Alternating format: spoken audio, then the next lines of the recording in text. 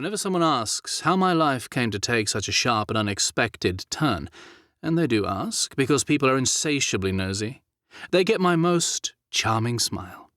I know it's charming because I practice it every morning in my shaving mirror. It's devastating.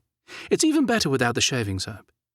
The short answer is, I crashed one of the old Queen's aerofighters into the African veldt, fighting the Boers. The timing is the most important thing. Wait a heartbeat, savour a mouthful of the best coffee in London, while they absorb that, and as their mouths open to ask more questions, drop in the next line. At Coffee Fontaine. I put a little gap between the syllables so they can't miss it. Coffee, pause, Fontaine.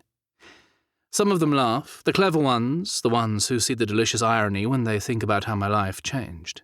How I changed.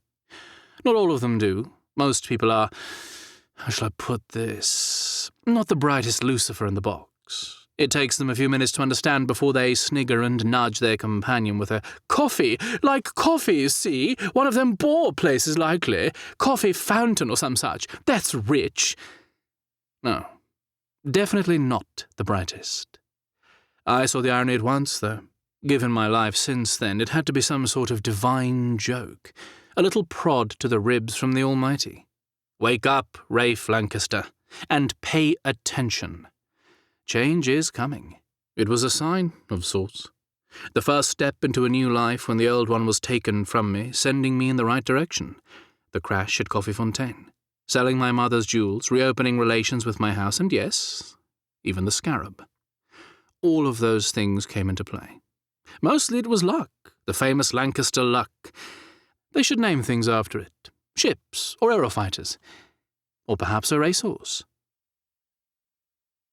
Back in 1899, I was more formally known to Her Britannic Majesty's Imperial Aero Corps as Captain R.J. Lancaster, Squadron Leader. I was based on the Ark Royal, the biggest aero dreadnought in the Corps. A prestigious posting, of course, but then I was the best aeronaut the Queen had. Bar none. Not the most modest, I grant you. Merely the best. That autumn we were in action over the Orange Free State in what the newspapers liked to call the Boer War. It wasn't a fully fledged war with big staged battles like Waterloo, but attack and run raids from the Boers with Her Majesty's forces involved in short, scrappy fights to stop them.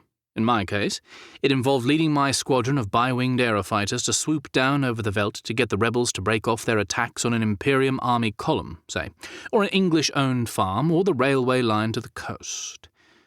I'd flown dozens of missions where small, fast aerofighters dive over the enemy at only a few hundred feet and 100 miles an hour, firing phlogiston-filled rockets or dropping bombs. Disconcerting for the people on the ground, I expect. It stood to reason they weren't going to take a bombardment lying down. The Boers had smuggled arms shipments through Germany and the Americas. They had cannons, not pop guns, but real laser-guided cannons, throwing out flechettes filled with phlogiston in a mercurial mix with ether and petroleum distillate. They didn't hit very much, of course. To hit something moving as fast as an aerofighter takes skill and training. But they were enthusiastic about trying, and heaven knows tearing around the sky and throwing my ship into one maneuver after another while flechettes flashed past or exploded in a shower of sapphire and olive-green sparks was thrilling. Like flying through fireworks. Sometimes I had the little fighter standing on her nose or flipped over and flying upside down. Pure exhilaration. But that particular day was a little too exhilarating. I dodged through one barrage, dropping a charge right on the heads of a gun emplacement, when another artillery unit got in a lucky shot. The shell glanced against the side of the ether chamber, powering my fighter, and cracked it open, sending me spinning out of the sky.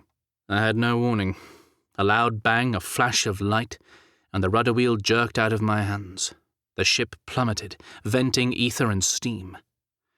I'd been an aeronaut for almost 10 years, but all my experience and skill didn't prevent that instant where a man is too dazed and astonished to do anything but react. I yelled something most definitely unfit for the ears of the ladies, and my heart felt as if it were jumping right out of my chest. Shock. It happens to the best of us. It barely lasted a second. I grabbed the wheel and fought to get her nose up and keep it there. Up you come!